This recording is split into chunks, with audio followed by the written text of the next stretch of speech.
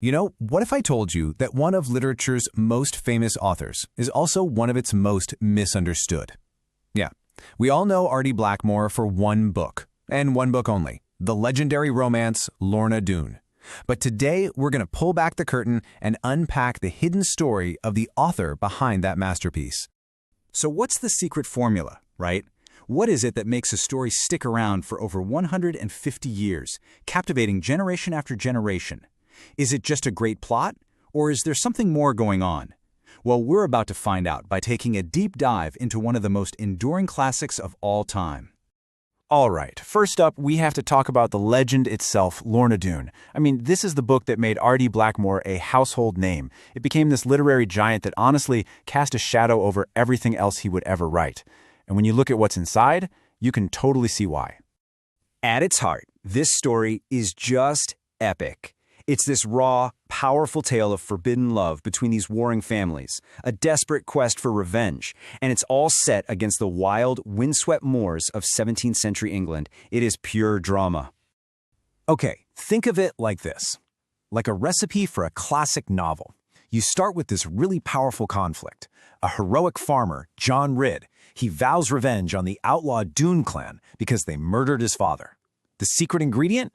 The rugged, untamed landscape of Exmoor, which is basically a character in its own right.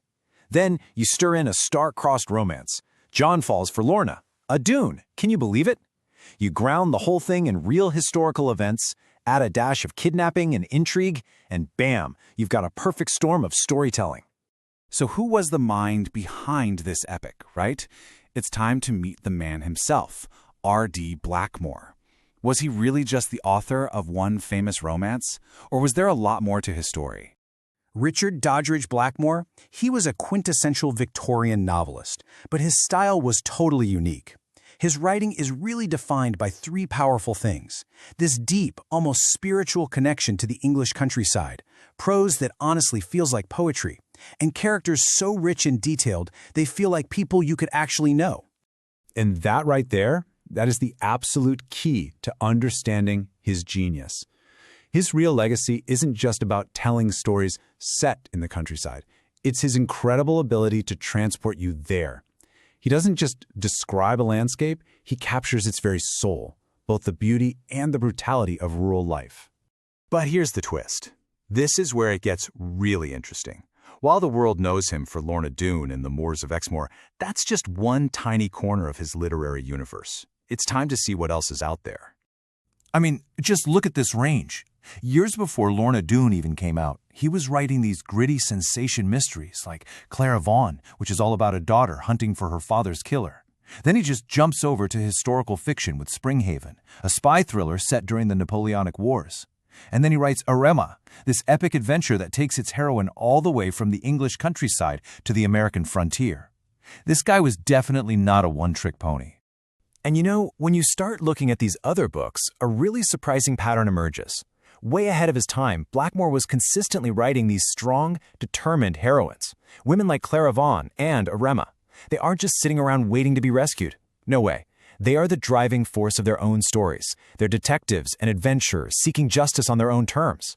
It just proves that the famous romance author was also a surprisingly progressive writer. So this brings us to the final and most crucial question. What is R.D. Blackmore's true legacy?